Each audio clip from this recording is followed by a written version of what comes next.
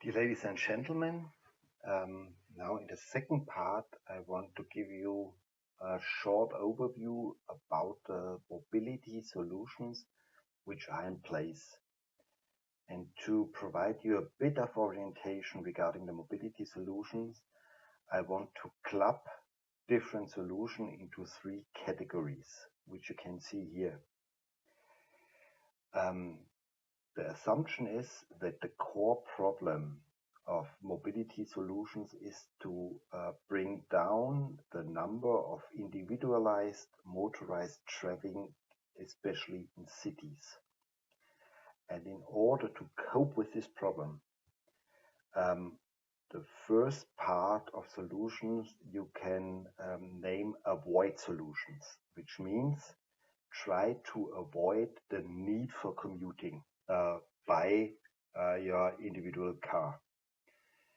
And solutions which fall under this category are the solution teleworking, or which is also called telecommuting, which means that you should spend a good deal of your time working for your office at home. The second solution is called sustainable urban planning. As the title indicates, this is a solution which stems from urban planning. And here the idea is that you create small villages within cities where you can reach everything you need within 5 minutes walking. And the third solution, which is has been employed and is being employed at the moment in various cities, is road pricing or car banning. So the common characteristic of these three solutions is that they try to bring down the need for using your individual car to going from A to B. The second set of solutions you can name improve solutions. And here the common characteristic is that they take classical means of transportation at the moment and try to minimize negative impacts. So the first category of solutions is to improve some features and functions of public transportation services, like trains or buses. We will have a deeper look at them. The second one is to change the type of engine for individual transportation from combustion systems to electric or other means of energy provision. And the third section of solutions is all the research which is done at the moment with respect to connected cars, which try to improve navigation, for example, and autonomous cars, which, if they are fully employed, can have a very different use for ride-sharing services and the like. And the third section of solutions you can name shift solutions, which try to shift passengers from using their individual cars to other means of transport, like vehicle sharing or car sharing, but you can also share other transportation vehicles, ride sharing, which has to do with taxi services like Uber, then demand responsive transport services, which is a certain type of ride sharing, and then mobility integration services, which are solutions which try to integrate different means of transportation into one app, where you can select the most appropriate app to plan your journey regarding the means of transportation which are in place. So these are the different sections of solutions grouped into 3 categories. And what I want to do now is to provide you or to introduce to you some examples of these types of solutions. And my request would be that you have a look at the solutions and try to pin down what are the benefits of these solutions for the users, for the environment, for other stakeholders like the cities, and what are the shortcomings. So in which respect is this solutions not addressing a certain problem for the stakeholders. And I want to do this in the way that I give you a short introduction into the solution and then present you a short video, a YouTube video, and then please take your time, stop the presentation here, take your time to assess the benefits and the shortcomings of every solution. So we will start with teleworking, telecommuting. As you can see here in this graph from 2015, teleworking is very common in North America, also in Europe, Middle East and Africa, and in Asia Pacific. Most of them in Asia Pacific, the usual frequency is that people work from home 1 day at least. 2 days, 4 days is not as frequent as 1 day. Yeah. But the idea in order to bring down the level of individual motorized transport is that you expand the home office sessions a bit more to 2 or 3 days or even to 4 days, depending on the type of job. To give you a short introduction into this, a short video.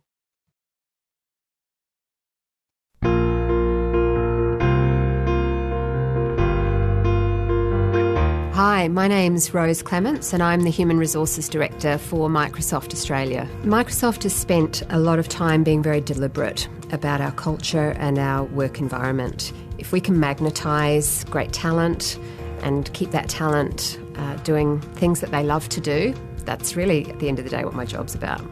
Microsoft Australia has just been named Best of the Best Employer under the Aon Hewitt's Awards. Home is absolutely one of those places that people work from, and it makes sense for them. It fits in with their lives and their family and their community needs. We believe that work is something that you do. It's not just a place that you go to. With that comes trust and empowerment and accountability for our employees. The 2 tangible areas where we're saving money would be our floor space as an example, recruitment agency fees as another example, but there are many more. I'm Melissa Dewick. I'm a marketing manager at Microsoft Australia.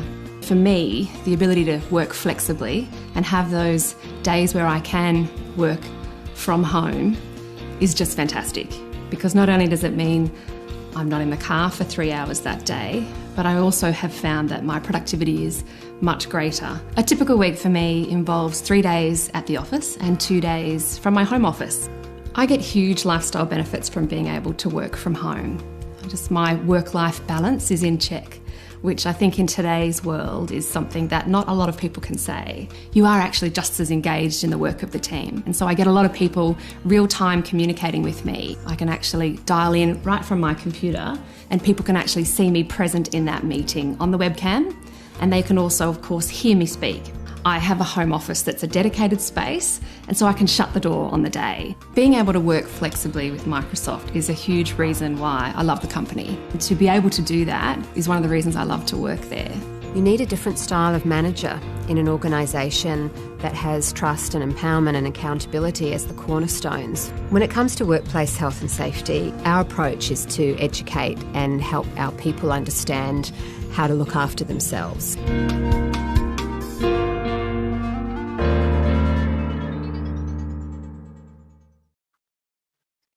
So the question is, again, if you have a deeper look on this solution in order to bring down the number of individual cars on the roads in cities, What are the benefits of these solutions?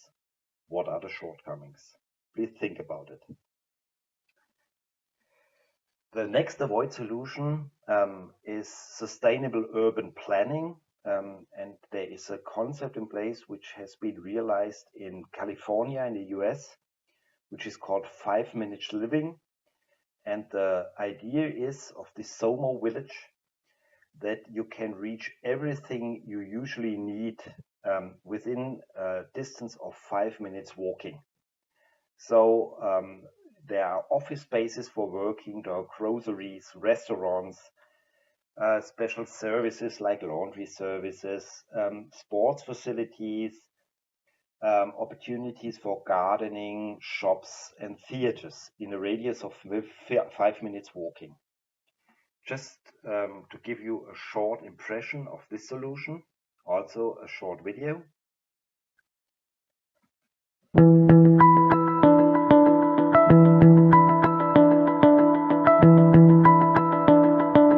Centrally located in Northern California's wine region, in the growing city of Rohnert Park, Sonoma Mountain Village offers a new and unique lifestyle, a place to work, live and recreate. This 174 acres of mixed-use development encompasses office space, residential housing, retail, and a wealth of on-site as well as close-by amenities. What's so special about this place is the way that the project is integrated into the environment. Sonoma Mountain Village is one of 5 One Planet designated communities in the world and the first in North America. Companies from all over the Bay have moved here for its sustainable lifestyle and collaboration. As you make your move to Sonoma Mountain Village, a wide variety of spaces allow your company to grow. From occupying a single office space in our incubator to full buildings suited for your company's growing needs. And it's easy to get your employees to your location. The new Smart Train will run from Sonoma Mountain Village to Larkspur, connecting you via ferry to the heart of San Francisco, allowing your employees to relax on their way to work. Sonoma Mountain Village offers the best of both worlds. A great sustainable place to work, combined with a relaxed, laid-back wine country lifestyle. A truly unique place just waiting for you, Sonoma Mountain Village.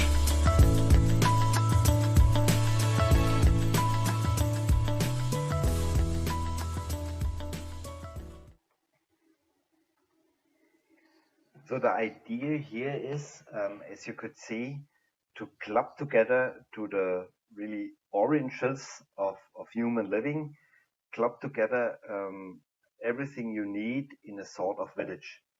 And the idea could be to expand this kind of concepts to other cities. So that could be one means in order to bring down the number of individual cars on the road in cities. The question again here is, what are the benefits? What are the shortcomings of this solution? And the next avoid solution, which is employed in a number of cities, has been employed in a number of cities, especially in Northern Europe, which is Denmark, Sweden, Norway, which is also employed in Paris, which is employed in London, which is on the way of being employed in Manhattan in New York, is the avoid solution road pricing or car banning. These are two different means. Road pricing means that you surround the city center by a cordon ring and that you have to pay a fee in order to enter the city center. Car banning, which is employed in Paris, for example, means that at some days only cars with even plate numbers, and in other days cars with uneven numbers on the car plates are allowed to enter the city center.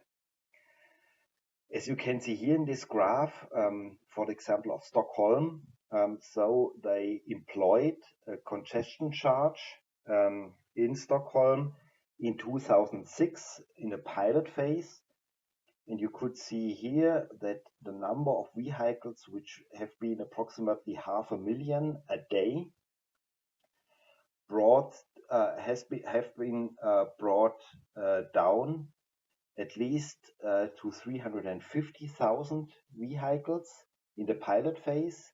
Then the pilot phase ended in 2006, and then they institutionalized this in 2007, and from this point in time, the number of cars entering Stockholm City went down significantly. A short video regarding this solution.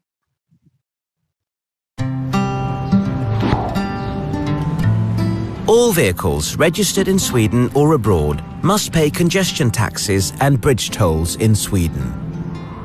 Congestion taxes are charged during the daytime in Stockholm and Gothenburg when you pass a control point in the congestion tax area.